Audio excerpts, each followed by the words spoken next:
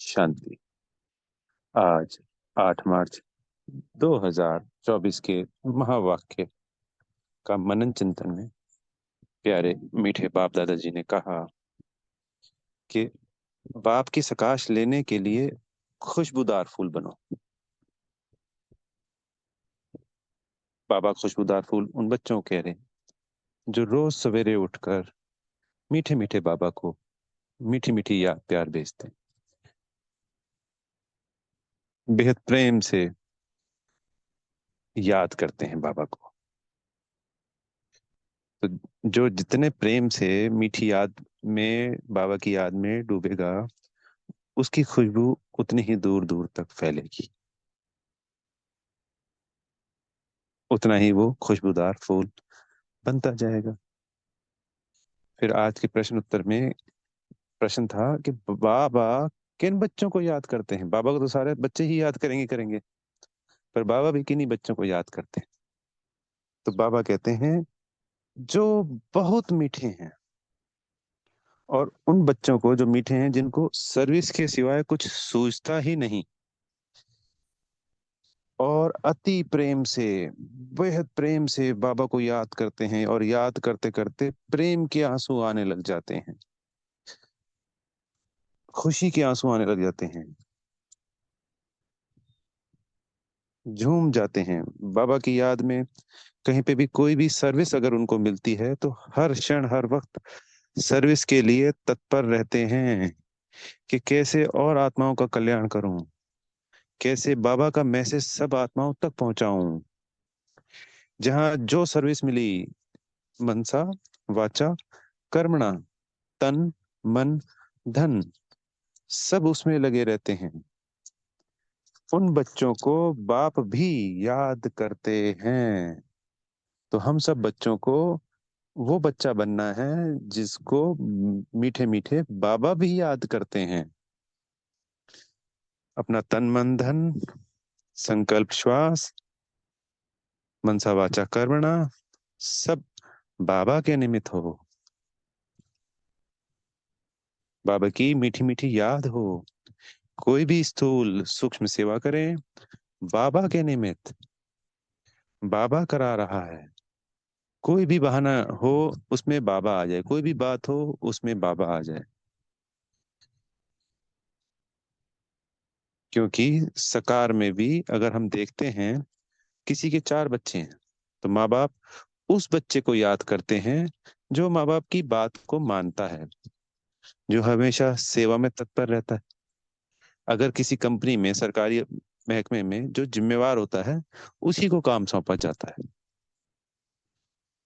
ऐसे ही बाबा भी उसी बच्चे को याद करेंगे जो हमेशा सर्विस में तत्पर रहता है। तो बहुत सुंदर बात बताई आज बाबा ने। तो हम सबको ऐसा ही बनना है। फिर बाबा ने आज की मुरली में एक बहुत अच्छी पॉइंट बताई कि हमको याद तो सबको आत्माओं को करना है, पर पहले नाम रूप सामने आता है कि वह फलानी आत्मा, उसका नाम लेंगे हम, तभी उसका नाम आएगा, तभी तो पता चलेगा ना हम किस आत्मा की बात कर रहे हैं। क्योंकि सभी आत्माएं आत्माएं हैं। तो कोई भी आत्मा बहन है, आत्मा भाई है, तो उस आत्मा भाई का नाम लिया या उस बहन का नाम लिया, दीदी का नाम लिया, और उसके बाद हमने कहा कि वो फलानी अच्छी सर्विस करती है, वो फलानी ऐसे करती है, वो फलाना आत्मा भाई ऐसे करता है। तो पहले शरीर याद आता है, क्योंकि आत्मा कुछ भी अगर करती है तो शरीर के थ्रू करती है।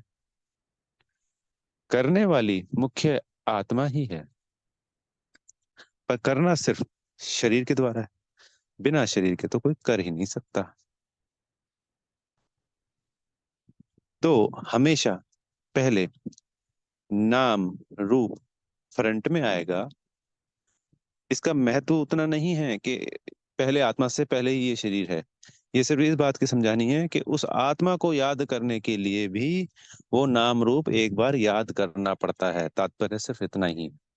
ऐसा नहीं कि सिर्फ उसको नाम रूप ही याद करने लग जाए, करना आत्मा की ही बात है। आत्मा को आत्मा भाई ही देखना है।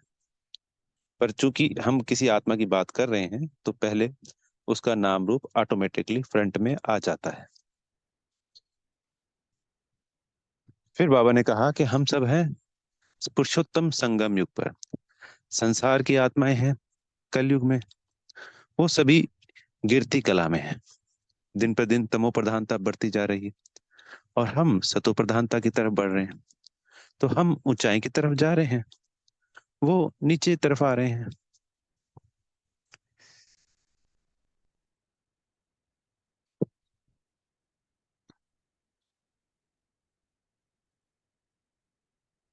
थोड़े समय बाद ये डिफरेंस संसार में क्लियर नजर आने लगेगा, क्योंकि हमारी अवस्था ऊंची होती चली जाएगी, उनकी अवस्था और भी गिरती चली जाएगी। वो सीढ़ी उतर रहे हैं, हम सीढ़ी चढ़ रहे हैं। तो हमारी अवस्था तमो प्रधान से तमो, रजो, सतो, सतो प्रधान बन रही है, और उनकी अवस्था तमो प्रधान में भी और तमो प्रधान होती जा रही है। तो ये पुरुषोत्तम संगम युग की कमाल है छोटा सा पर है कमाल का। सारी कायाकल्प हो जाता है इस पुरुषोत्तम संगम युग पर। हमें हमेशा सुखदायी आत्मा बनना है। इस पुरुषोत्तम संगम युग पे बाबा से जो शिक्षाएं मिलती हैं टीचर के रूप में, वो पूरा कल्प हमें शिक्षाएं देते हैं। पिछले 88 वर्षों में, हम कह सकते हैं 85 वर्ष तक बाबा शिक्षा देने के लिए रोज आते थे हमारे पास। और आज भी शिक्षा, तो आज हम बाबा की शिक्षा ही ले रहे हैं। ये तो है नहीं कि हम संपूर्ण बन गए हैं। रोज शिक्षा, नई शिक्षा होती है। कोई 30-40 वर्ष से है तब भी कहता है, अरे वाह, आज तो बाबा ने फिर नया पॉइंट बता दिया। तो हर रोज एक नई नई पॉइंट देते हैं बाबा, हमको शिक्षाओं से भरपूर करते हैं। तो टीचर के रूप में उनका पूरा का पूरा पाठ अद्भुत चलता है पूरे संगम युगी टीचर के रूप में। तो इन शिक्षाओं को धारण कर, इनका धारणा स्वरूप बन, सतयुग में ऊंचे से ऊंचा पद पाना है। बाबा कहते, सबको मैसेज दो, सब पे राहु की दशा लगी हुई है, उस राहु की दशा को उतारना है और बृहस्पति की दशा बिठानी है। जो बाबा के ज्ञान में आके बाबा से ज्ञान रत्नों को धारण करेगा, उसको बृहस्पति की दशा बैठ जाएगी। जो सत्युग और त्रेता में आएंगे, वो बृहस्पति की दशा में लग गई उनको। जो सिर्फ मुक्ति में जाते हैं, उनको नहीं कहेंगे बृहस्पति की दशा। हाँ, राहु की दशा से उनको मुक्ति मिल गई, दुख धाम से उनको मुक्ति मिल गई। वो मुक्ति धाम, परम धाम में जाके बैठ जाएंगे। बहुत सुंदर बात बताई कि किन को बृहस्पति की दशा है। हमको है इस वक्त बृहस्पति की दशा, उनको है राहु की दशा। फिर बाबा ने आज वरदान में बहुत अच्छी बात कही, बिंदु और बूंद के महत्व को समझ, अपनी श्रेष्ठ स्थिति बनाने वाले सिद्धि स्वरूप। तो बिंदु कौन है? शिव परमात्मा बिंदु। और जब पूजा करते हैं तो वो तो बिंदु रूप में हो गए शिवलिंग, और उनके ऊपर पानी की बूंद बूंद गिरती रहती है। बाबा ने कहा उनका दोनों का महत्व है। कैसे? बूंद हो गई, हम बच्चे, हमारा जो प्रेम है, शुभ संकल्पों की स्मृति है, मिलन की जो सिद्धि का अनुभव है, वो जो प्राप्तियां हैं हमें, वो हम शीतल बूंदे बाप पे डालते हैं, बूंद बूंद के रूप में। उस परमात्मा बिंदु जो शिवलिंग होता है, और उसके ऊपर जो बूंद बूंद गिरती रहती है।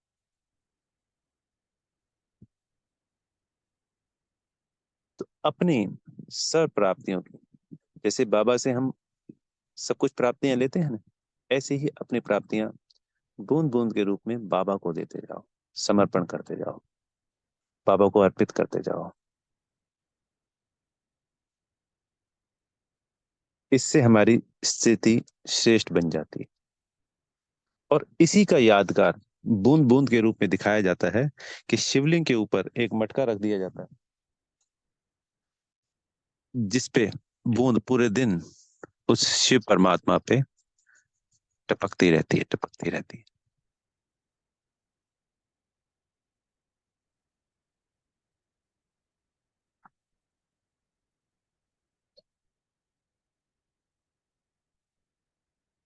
इस बूंद बूंद से हमारी स्थिति दिन पर दिन शक्तिशाली, श्रेष्ठ से श्रेष्ठ, ऊंची से ऊंची होती जाएगी।